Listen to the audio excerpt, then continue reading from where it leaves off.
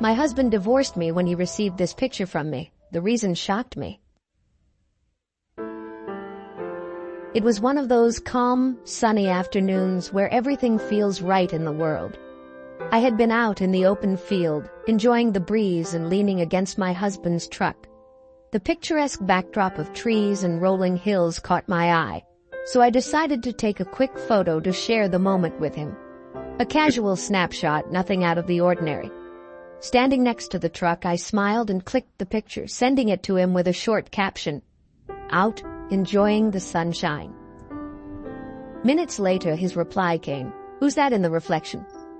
I frowned, confused. Reflection, I thought. I quickly opened the photo again, zooming in to see what he was talking about. There it was, faint but unmistakable.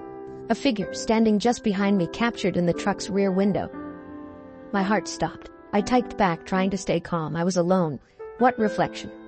His response came quickly, filled with suspicion. "The rear window. Look again. That doesn't look like nobody." I stared at the image, my breath catching as the shape came into focus. A man's silhouette. He was wearing a hat that looked eerily familiar. My hands trembled as my mind raced. It couldn't be. The hat belonged to someone from my past, my ex-boyfriend, the same one who had disappeared from my life years ago but left a shadow I thought I'd long outrun. This is impossible, I told myself. I was alone in that field. No one had been around. How could his reflection have appeared in my photo? I texted back, grasping for logic. It's probably just a tree or some glare. I swear, I didn't see anyone there. But my husband wasn't convinced. That doesn't look like a tree. It looks like him. His words hit me like a punch to the gut. He knew about my past, of course, but this was something different. To him, it looked like I was hiding something, or someone. I called him, desperate to explain, but the doubt in his voice was chilling. "You expect me to believe this is a coincidence?" he said, "that out of all people, he just happens to appear in a random photo you send me?" I tried to assure him, to plead with him, but deep down, even I was rattled. What if it was my ex? What if by some strange twist of fate he had been there without me knowing? The thought was absurd, yet the image felt too real to ignore.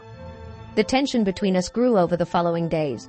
My husband's suspicion festered, and the photo became a constant reminder of something we couldn't explain. Trust, once solid, now felt fragile. Eventually, he confronted me. "I can't do this anymore," he said, his voice heavy with disappointment. "Whether you're hiding something or not, that picture says enough." And with that, he filed for divorce.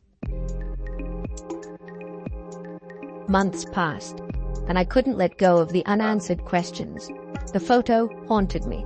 I needed closure, so I returned to that field, hoping to find some explanation.